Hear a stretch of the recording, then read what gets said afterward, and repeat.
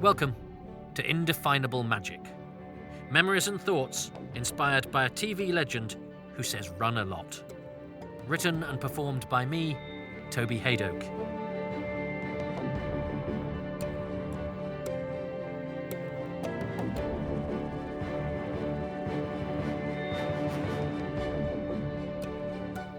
This week's episode, Target Practice.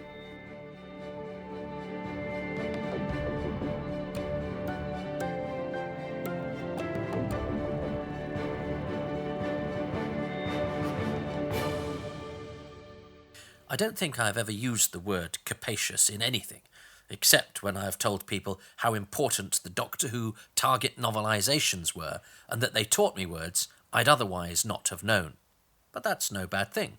I know there are words that I wouldn't know now as a wheezing, groaning adult if I hadn't encountered them when I was a child with a pleasant, open face. I'd go into bookshops to see if they had any Doctor Who novels. We had some, and before I could read, I'd looked at the pictures and studied the covers and blurbs as best I could. I remember an incident involving Grandpa. Now that's Dad's dad, so this is early, as they basically washed their hands of us after Dad left, and I have only a few snatched memories of him being around. He was gone by the time I was 4, but Grandpa came back from the shops with, I think, 3 books, one for each of the older kids. I have 2 brothers and a sister who would have been proper reading age then. I was not. Curse of Peladon, I think, was one, and Doctor Who and the Cave Monsters. One other, maybe Doctor Who and the Cybermen, not sure. It didn't matter who had what. They'd go on one of the big sprawling bookshelves in the house when they were done. They weren't personal property.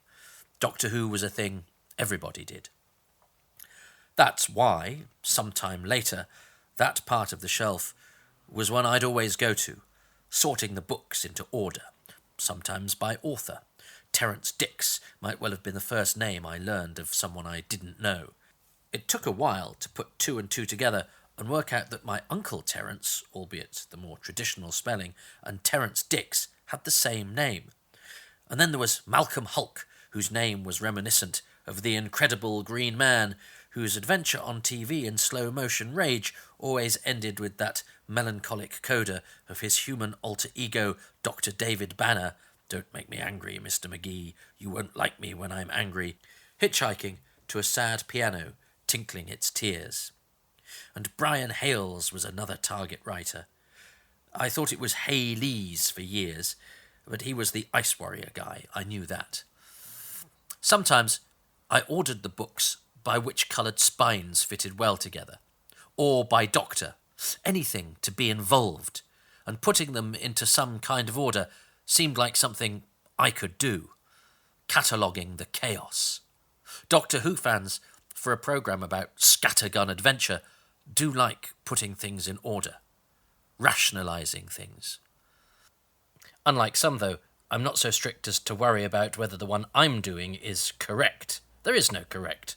Or if there is, my correct might not be yours. Hell, I know one madman whose DVDs are in release order on his shelf. I know! And if you ever bump into Ed Stradling, don't tell him I told you that. But I couldn't read the books, whatever order they were in. The first I managed to get through was the last chapter of Doctor Who and the Cave Monsters. I flicked through that a lot because I was a dinosaur lover, and reptilophiles were well catered for with the Cave Monsters, because not only was there a Tyrannosaurus Rex on the cover, but a fantastic picture of a giant one dwelling in the caves was somewhere within the pages of the book, towering over the Doctor in a dripping catacomb. My goodness, it made the show look like the most amazing thing ever. There were other pictures in there too. One of a chap called Major Barker, looking like he was being strangled to death by his own sling. Looked a bit surreal for my tastes. Another of a woman looking like she was having a terrible headache as the Doctor was dragged away by some lizard men. But then came the last chapter. The Lie. Only 2 pages long. Well, I could try to read that. Not a massively long tract of prose to get through. And so I did. I read the ending. One of the best most unusual and downbeat endings of any Doctor Who story ever, and I ruined it for myself because its brevity meant that it seemed like a good place to start. It wasn't a good place to start, and yet I was on my way, spoiling myself as I did so. I used to love looking at the pictures, though, handily captioned with words which helped with my comprehension. The writing reflected the images, of course. And what images! Cybermen striking 2 men to death on the moon's surface, and themselves perishing as they were sucked skyward in the story's climax. These were the striking inks of Alan Willow inside the black-spined Doctor Who and the Cybermen, the blackness of the spine suggesting the inky darkness of space which shrouded the atmospheric story of lunar lockdown. Then there was the bald-headed Torbis being towered over by the terrifying beast Agador in The Curse of Peladon. The pictures in Doctor Who and the Daleks, I know it's not actually called that, but that's what we thought it was, were much more abstract. In fact, the whole book seemed different, partly because it was written from Ian's perspective in the first person, and our particular copy at home had undergone some sort of tragedy. The first 30 pages or so had been shredded somehow. The bookworm, my brother said, which seemed plausible. I knew there was a thing called a bookworm, and this book looked like something had been at it. I assumed the bookworm was like woodworm, and never thought to question it. What it did mean was that I never got to read the alternative beginning the novel gives the entire series until I managed to get another copy some years later. That was almost as shocking as Ian smoking a cigarette. Anyway, I probably managed to get my head around the sheer oddness and impossibility to reconcile this particular novel with the continuity of the rest before I actually worked out there was no such thing as the bookworm. I still don't know what happened to those pages, if I'm honest. Anyway, Doctor Who and the Daleks took me several goes. I finally realised I'd turned a corner with my reading of it. When I managed to get through it. An object lesson in perseverance and the satisfaction that can be derived from achieving something that initially seemed difficult.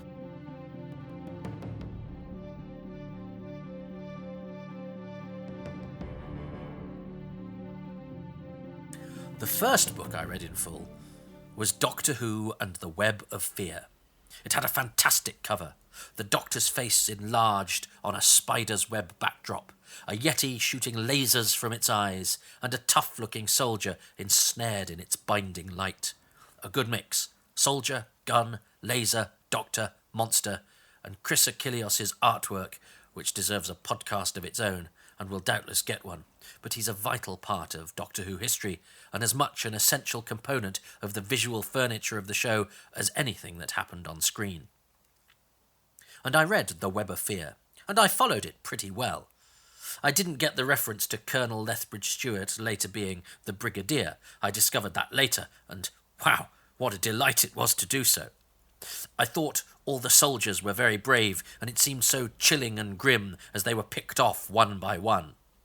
And having ruined the ending of one story all by myself, it was very good of my brother to pitch in and help to destroy another one for me. With that in mind, spoiler alert, guys, I told him as I neared the end of the book how exciting it was and who was left alive. The cowardly Private Evans, the even more cowardly and definitely sneaky reporter Harold Chorley, Staff Sergeant Arnold, doughty and dependable. I probably thought he was erstwhile, but we've covered that in another edition. And an all-round good egg was Sergeant Arnold. Ah, said my brother, well, I'm not going to say anything, but you know how there's a traitor, and you know how you said Sergeant Arnold was a good guy. And he gave me an enigmatic look of the kind that can only be dispensed by a wise old sage aged, at least 11, I should think. And there it was, a spoiler before the term had been coined.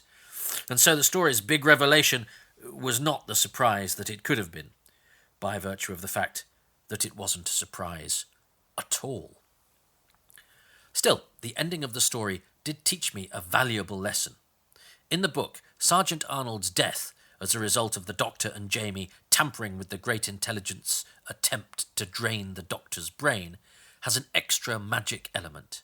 If the Doctor had been able to enact his plan, he may have been able to save Arnold, postulating that the intelligence merely possessed him when it could, and the rest of the time he was the honest and dependable soldier they all knew and loved, and was oblivious to the work the intelligence was doing on him.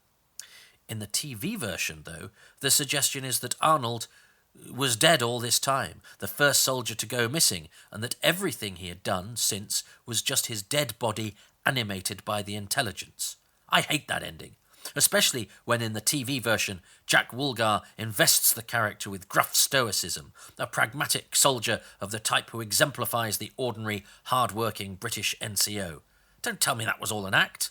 Well, if it was, if the TV version is canon, which it is, I always count the TV version above everything else. And yet, for me, whenever I consider the Web of Fear, I discount that bit, because I don't like it, and I pretend to myself that my favoured version, the target version, is true. So yeah, the TV version is always canon, except that bit that is inconvenient to me. Pretending something didn't happen is much easier than pretending something did. Malcolm Hulke was so good at putting flesh on the bones of his characters in his novelizations that often one's favourite bits of the books were disappointingly conspicuous by their absence in the TV versions, which, for the likes of me, were watched after reading the book. The character of Colonel Trenchard in the book of The Sea Devils is a rather sad patriot. Hulke always had the greatest sympathy for his characters, even when painting in their flaws. As Trenchard decides to redeem himself, having been terribly duped by the master exploiting his weakness, his national pride, he puffs himself up and gallantly decides to face the marauding sea lizards and shoot as many down as he can before they overcome his prison. Only in his final moments does he realise that he hasn't slipped the safety catch off his pistol. It'd be funny if it weren't so sad. A little bittersweet coda to this foolish man's patriotic fervour. And then, in another moment of lovely humanity, when his old friend whom he has betrayed, Captain Hart, notices this, he slips the safety catch off in order to protect Trenchard's honour. As far as the outside world is concerned, Trenchard went out fighting. These moments help the plot not one jot, but they are among the most memorable in the book, as is the beginning, with poor escapees from a sinking ship murdered as the bottom is burnt out of their lifeboat, and where the brave crew called Mason and Scouse and Sparks get wiped out on the SS Pevensey Castle by an incursion of deadly sea creatures. But like Colonel Trenchard's safety catch, they never existed on screen and have been invented purely for the target readers.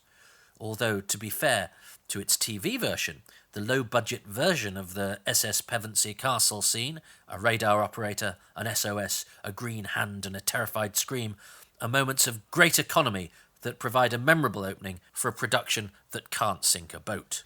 Novelised moments like that are as real to me as the televised episodes, and although, as I say, the broadcast versions are the real versions, those bits from the Target books are as memorable and important a part of my journey through Doctor Who as my encounters with the Time Lord on screen. I have to confess, though, that it wasn't an easy journey. Reading the books that were a bit too advanced. The Hulke books, for all their imaginative repackaging of the material, were a bit of a chore, and I frequently skipped the first 2 chapters, especially if it was chatter between the Doctor and the companion. Although the Sea Devils did teach me what Mayday in French, meant, and I was very impressed. But what it meant was that when I revisited the books a few years later, I probably appreciated more the chapters from the perspective of Morka the Silurian watching a conversation between Silver Buttons, a policeman, and Frock Coat, the Doctor, and Fur Under Nose, the Brigadier, literally showing the scene through alien eyes to indicate that how we see things isn't necessarily the same, and illustrating different thought patterns and perspectives, although it's heartening to know that prehistoric, clothesless, lizard biped Morka still knows what a frock coat is. Then there's Simple Heavy Hinks with his collection of comic books in the Green Death, Major Barker, whose slip-up referred to in the teleplay of the Silurian story becomes a full-blown flashback to an incident in which he shoots an unarmed man, or the brilliant chapter in The Doomsday Weapon, which outlines the IMC life of appalling space capitalist Captain Dent. Flesh on the bones of the characters. I still don't have a complete collection of the Target books. I know I will return my fan card immediately. I really have a nostalgic pull towards those early novels, but by the time that Peter Davison ones, with their grotty photo covers and prose versions of stories I had seen on the telly, came out, well, it all seemed to appeal a bit less. There was excitement when the McCoy-era stories got a bit of backstory and extrapolation, but I wasn't in a massive hurry to get them. My pocket money was better spent getting things that told me what went on behind the scenes than stories I knew what happened in. The fact was now as important as the fiction. My fuzzy brain now wants to address that, especially as I'm in a house I doubt I will move from, I have some bookshelves where the Targets, which have spent a lot of their more recent life in boxes as various wives and girlfriends have suggested they didn't really need to be out when people came to visit. I have an office now, though, a corner which can be forever Target. So I can fill those gaps, one of which, frustratingly, is the Wheel in Space, which now, thanks to only a small number of copies being printed, goes for an absolute bomb, and which I once held in my hands in a bookshop but didn't bother to get.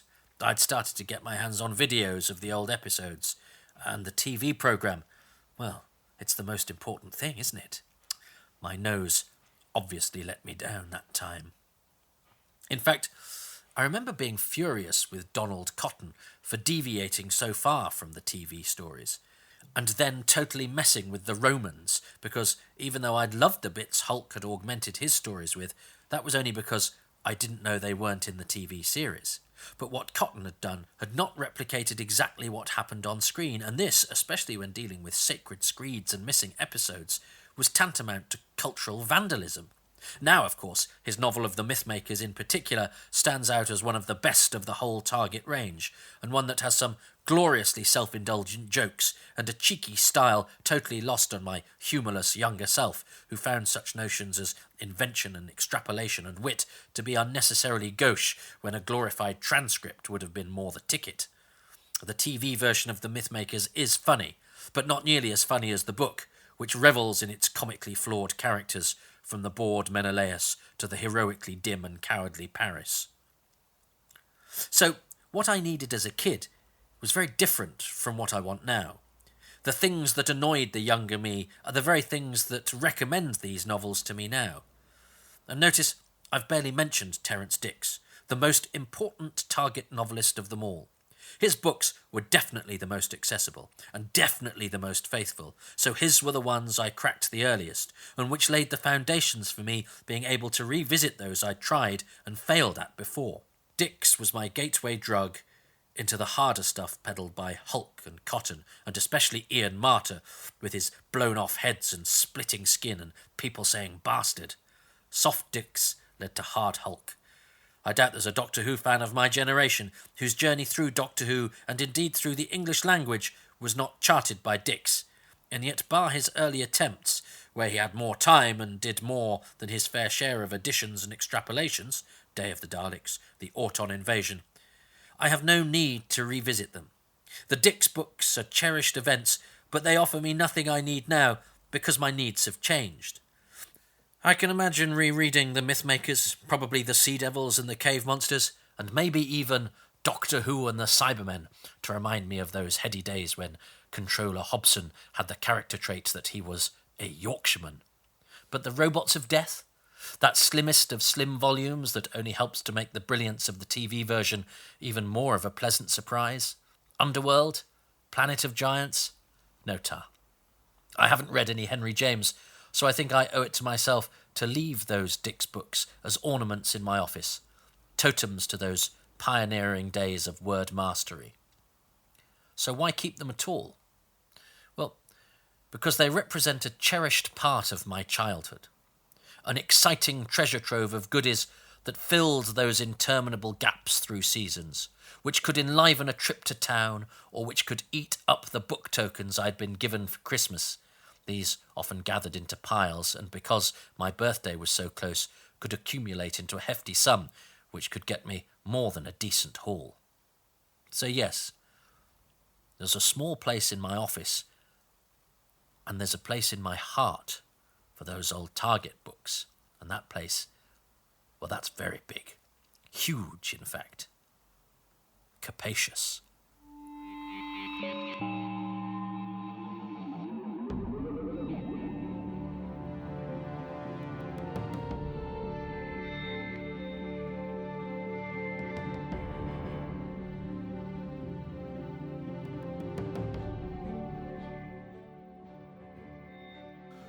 You have been listening to this week's edition of Indefinable Magic, Target Practice. I'm grateful to you for so doing, and my name is Toby Hadoke. I wrote and performed it. The music for Indefinable Magic was specially composed by Dominic Glynn.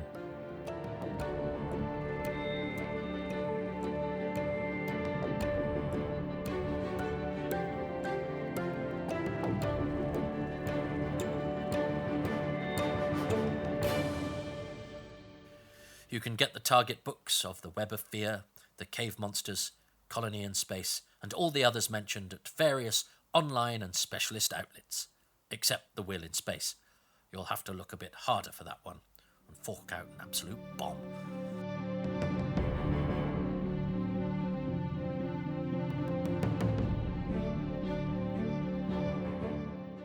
If you enjoy and would like to support these podcasts, you can do so on Patreon.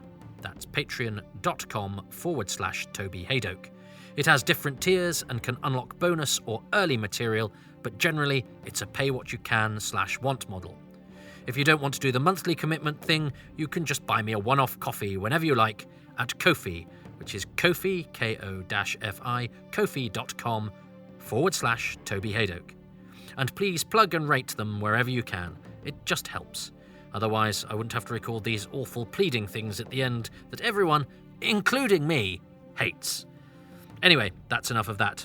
I hope I've made your day a little better or more interesting than it was half an hour ago.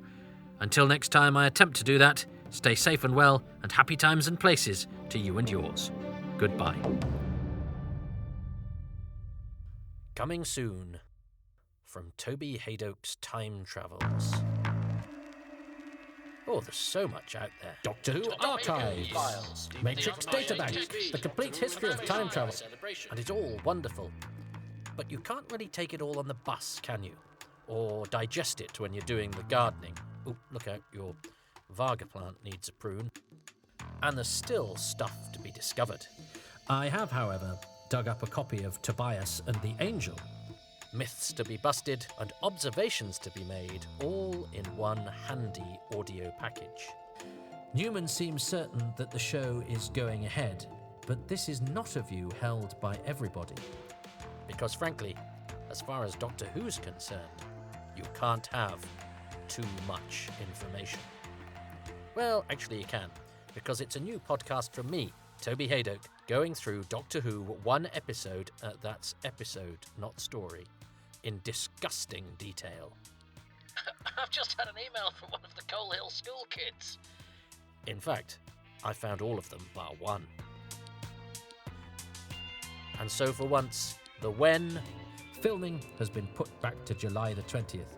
the what, If The Master sounds a strangely appropriate programme title from a man who abandoned Doctor Who and went over to the other side, then you wouldn't be wrong. and the who. Nora Alice Frick, to give her full name, was, like Sidney Newman, one of the other creators of Doctor Who, born in Canada. Of Doctor Who are gathered into one broadcast, which promises to tell you things you didn't even know you didn't know, in an accessible and informative manner, accompanied by a gorgeous original soundtrack, especially commissioned from the award-winning Wayne Shepherd, aka Gary Lestrange.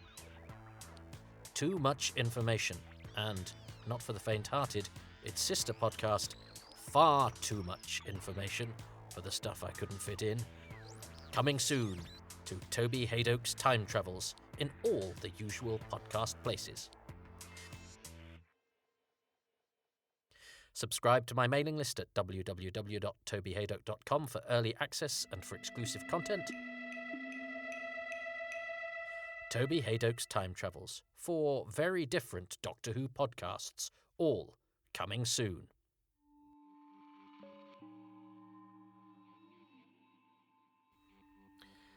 Please subscribe to the official Toby Hadoke YouTube channel.